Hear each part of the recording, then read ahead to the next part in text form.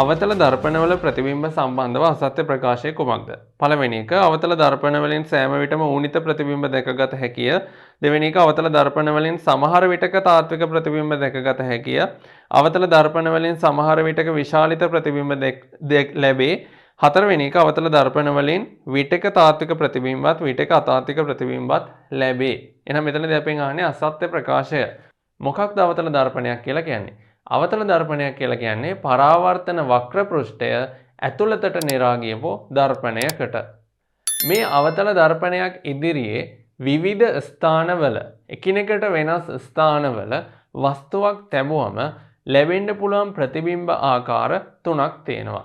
එකක් තමයි වස්තුවට වඩා විශාල ප්‍රතිබිම්බයක්, ඒ වගේම වස්තුවට සමාන ප්‍රතිබිම්බයක් සහ වස්තුවට වඩා කුඩා ප්‍රතිබිම්බයක්. මේ අවස්ථා තුනටම අදාළ රූප සටහන් මම මෙතනදී ඉදිරිපත් කරන්නම්. ඔයාලා දැකපු රූප වලට අනුව අපිට පළවෙනි ප්‍රකාශය අසත්‍ය ප්‍රකාශයක් විදිහට ගන්න පුළුවන්. මොකක්ද?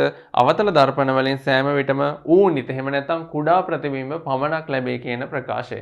උත්තරේ වෙන්නේ අංක 1.